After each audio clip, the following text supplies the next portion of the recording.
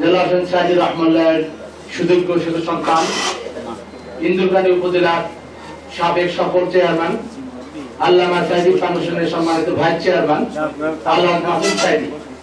আল্লাহ মাহমুদ সাইদি ভাইকে সংক্ষিপ্তভাবে কথা বলার অনুরোধ জানাচ্ছি।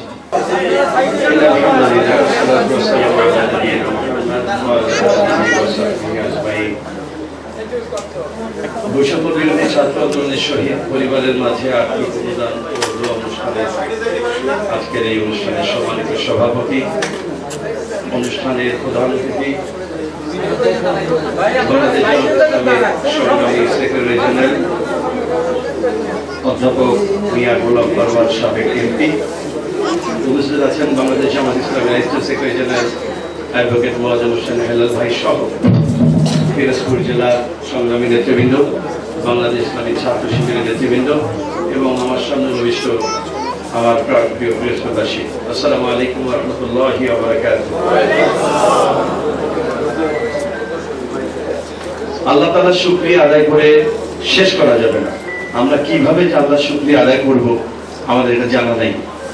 তারপরও আমরা বিনয়বনত চিত্তে আজকের এই প্রোগ্রামে আল্লাহর দরবারে শুকরিয়া আদায় করছি, সমস্বরে বলছি আলহামদুলিল্লাহ। এমন একটি মহান বিজয় আল্লাহ তাআলা আমাদেরকে দান করেছেন, যে বিজয়ের জন্য আমাদেরকে অপেক্ষা করতে হয়েছে 17টি বছর। এই বিজয়ের পেছনে অসংখ্য আলেমের রক্ত, আমাদের অসংখ্য নেতৃবৃন্দ হাসি মুখে ফাঁসির মঞ্চে উঠে গেছে। আমাদের অসংখ্য নেতা মুখে আহত হয়েছেন, পঙ্গু হয়েছেন, চোখ হারিয়েছেন, ব্যবসা বাণিজ্য হারিয়েছেন। সবশেষে 2024 সালে আমাদের কলিজার টুকরা সন্তানেরা তাদের বুকের তাজা রক্ত রাজপথে ঢেলে দিয়ে এই বিজয় আমাদেরকে এনে দিয়েছেন। এই বিজয়ের একমাত্র কৃতিত্ব আল্লাহ তাআলার। আর দুনিয়াবি যাদের উসিলা আমরা পেয়েছি তা আমাদের এই কলিজার টুকরা বৈষম্য বিরোধী ছাত্র আন্দোলনের আমাদের এই ছাত্র নেতৃবৃন্দ।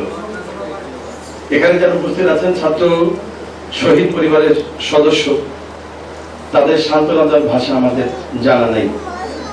মানবতাবাদী সংগঠন বাংলাদেশ জামাত ইসলামী সারা বাংলাদেশে শহীদ পরিবার যত আছে প্রত্যেক পরিবারের কাছে কাছে গিয়ে তাদেরকে যাকে যেভাবে সহযোগিতা করার প্রয়োজন, যাকে আর্থিকভাবে, যাকে চিকিৎসা দিয়ে অথবা অন্য কোনোভাবে যাকে সহযোগিতা করা প্রয়োজন, সব ধরনের সহযোগিতা আলহামদুলিল্লাহ করে যাচ্ছে এবং এই সাহায্য আশা করছি এটা অব্যাহত থাকবে ইনশাআল্লাহ।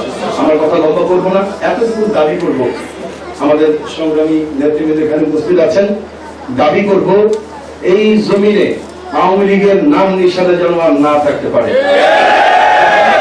যারা লক্ষ লক্ষ নেতা কর্মীকে হত্যা করেছে, যে শেখ হাসিনার হাতে আমাদের হাজারো নেতা কর্মী রক্তে রঞ্জিত, সেই হাসিনাকে বাংলার মাটিতে এনে তাকে প্রকাশ্যে ফাঁসি দিতে হবে।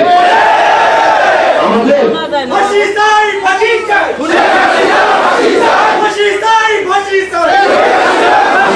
সমস্ত নিরাপরাধ বাংলাদেশের শ্রেষ্ঠ সন্তান আলেমদেরকে তথাকথিত যুদ্ধবন্ধের মামলা সাজিয়ে তাদেরকে ট্রাইব্যুনালে দিনের পর দিন কষ্ট দিয়েছে, জেল খাটিয়েছে এবং যাদেরকে ফাঁসির মঞ্চে উঠিয়েছে, সেই হত্যার বদলা আমরা নেব ইনশাআল্লাহ।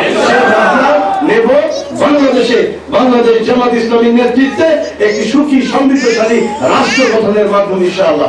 আল্লাহ তাআলা আমাদেরকে সেই পর্যন্ত ধৈর্য ধরা এবং সেই আন্দোলনে শরীক থাকার তৌফিক দান করেন। আসসালামু আলাইকুম।